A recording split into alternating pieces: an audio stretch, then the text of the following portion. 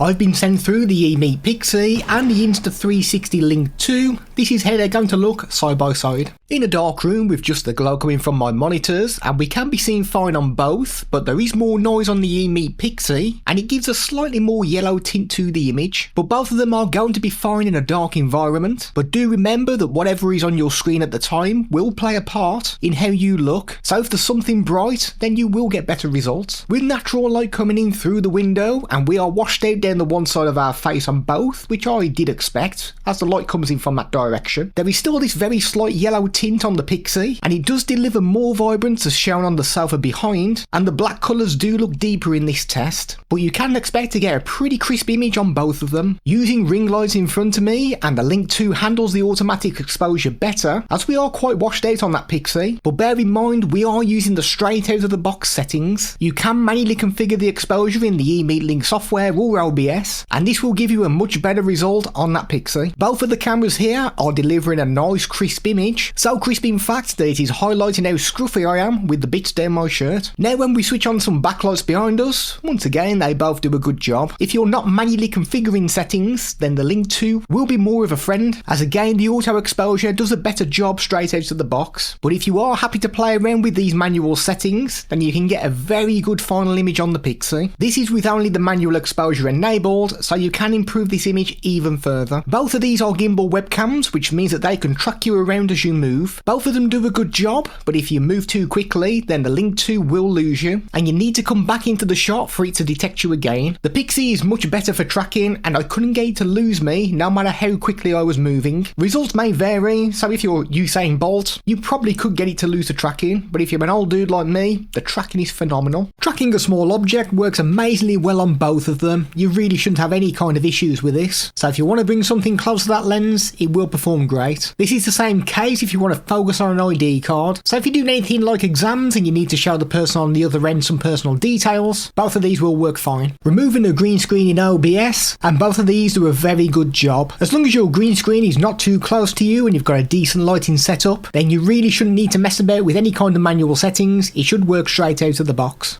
This is a microphone test of the Emeet Pixy using the original sound mode. And this is what it's going to sound like with noise cancelling mode enabled. And finally, this is the live mode. This is the kind of audio you can expect when selecting this option. This is a microphone test with music playing in the background using the original sound mode. And this is what it's going to sound like with the noise cancelling mode enabled. And finally, this is what it's going to sound like with live mode enabled.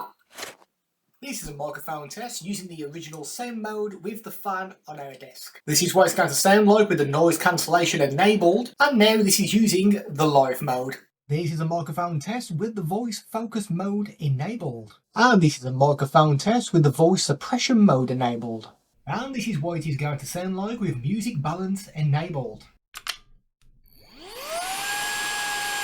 This is a microphone test with the voice focus mode enabled with the vacuum cleaner behind us. And this is what it sounds like with the voice suppression mode enabled. And finally, this is with the music balance mode enabled.